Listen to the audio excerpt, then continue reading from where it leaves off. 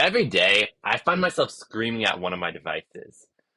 Like my iPhone right here, my AirPods, I'm wearing them right now. But here's a case. And the software optimization is just so far from where it should be, yet nobody really talks about it. My AirPods often unpair while I'm on a phone call, or the mics don't work properly, or my phone's Hey Siri rarely works when my AirPods are not connected. These devices are so buggy. I'm an Apple guy, so yes, the majority of my experience is with these devices, Apples and stuff. But I've had an Android in the past, and I use PCs for work and such fairly often. So I'm pretty well versed in all these different operating systems. And to be honest, they're all buggy AF. Hi, my name's Nate, and I make videos every week surrounding tech, investing, and personal development. So stay tuned for the rest of this video to hear my thoughts about why we're dealing with this crazy software optimization issues, as well as a new advanced data protection option in settings on iPhones. I don't claim to have the newest tech or anything. Like I've got an iPhone 11 Pro Max, MacBook Pro 14-inch, and my AirPod Pros both the first version of AirPods Pros and the second version.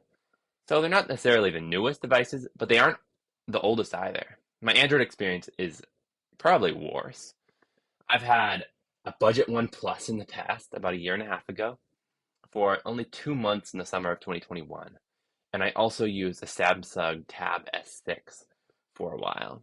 And all these devices have been not very good. I keep finding myself screaming at them and just being annoyed. And I really want to know why this is, because my Apple devices have been better than my Android, but not by a whole lot. And the Androids are just horrible. I want to be clear for the Apple haters that I know Android's gotten a lot better in the past year and a half or so. So my data for Android is slightly outdated, but more or less the operating system has still had the same bugs from what I've seen from friends and stuff. And so I've got an idea of what it is, and it was even more buggy than my iPhone, which, like I said before, it's not a good experience. Honestly, the biggest issues I have are probably with my AirPods. The mics often won't work, and it ends up using my iPhone's mic when I'm using on a call or whatever. So then my iPhone's in my pocket, and whoever I'm on call with can't hear what I'm saying, obviously. Luckily, this isn't an issue that often, but like it's still annoying because it happens enough, at least like several times a week. And so it's a major issue that has even gotten worse with the second gen AirPods. Like these things are supposed to get better, aren't they? And then another thing with calling, Wi-Fi calling, it is so buggy. If I'm on Wi-Fi and I call someone, it's all right, but then as soon as I step out of the Wi-Fi area, it will drop the call or become incredibly staticky, rather than just switching over to my cellular, which I've got plenty of cell at my house. So that's another thing, insanely annoying. Also, Wi-Fi assist. Why does that not work? Like I will be slightly a little ways from my house or whatever outside, and I'll try to be on TikTok or whatever I'm doing, and it just won't work because I don't know, it tries to connect to my Wi-Fi and then does not use cellular data, despite having good cell service and having the Wi-Fi assist setting turned on in settings on my phone. So why is this? And yeah, that brings me to another issue.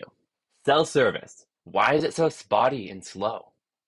Like 5G is worse than 4G, and I understand that it's supposed to be faster and less coverage areas, whatever.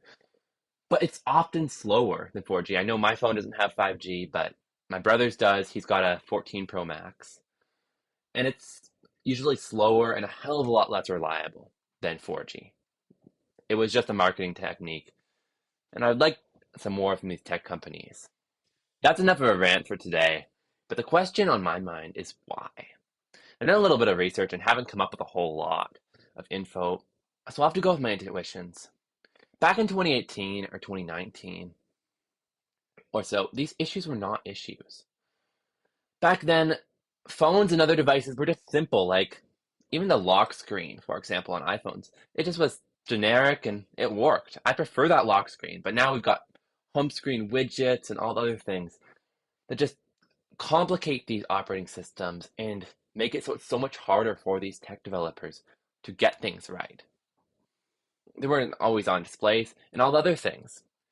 We also expect so much more from our devices that is convenient. Like back then, I'd plug my AirPods or my headphones into my computer or phone or whatever and wait for them to work like that. But now I've got these AirPods that I expect to just work and seamlessly connect between my different devices and stuff.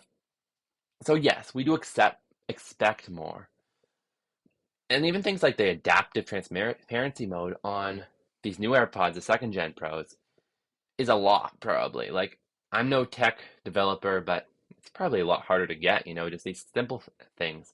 And so what I would hope is that companies would kind of go back to where things just worked, even with a few less features.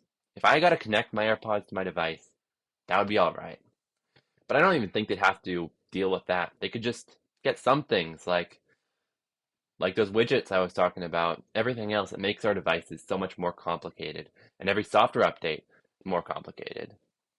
So, yeah, if the tech industry did not try to innovate so much to keep up with um, their competitors and stuff, stay relevant, our experience would be so much better if they just kept our software optimized and our devices running smoothly. And with that, honestly, I don't want to sound spoiled because the devices we use today are pretty great and certain aspects of them can be taken granted for. Like if when we use iPhones, I feel like the security aspect of them compared to Androids and PCs and stuff is often overlooked. In fact, earlier this month, Apple released a new, very underhyped security update. There's a new way to encrypt all your iCloud data. It's called Advanced Data Protection if you've not already heard of it. And it lets you hold the encryption keys to your backups and stuff like that. So iCloud photos, all your device backups, and a few other iCloud cloud services. Almost like a crypto wallet does, hold your crypto keys. So if you've already heard about this, then go check it out. Because if you're interested in it, it's just going to be in the settings on your phone. Well, on your iPhone, you just click on your name in the settings page, right up the top where it says iCloud. And then you need to click on iCloud once you've clicked on that. And then down below, it will say Advanced Data Protection.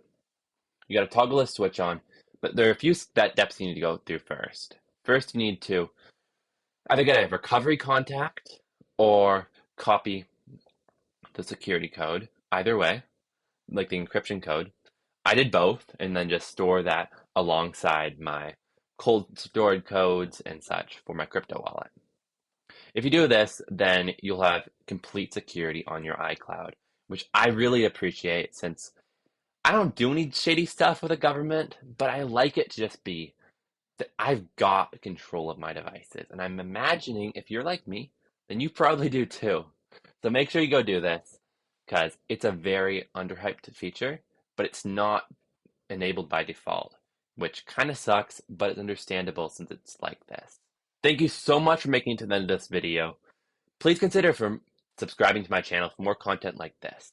Next week, I'll be posting a video about how I got my cold wallet, well, one of my cold wallets hacked, and posting about that and stuff like that.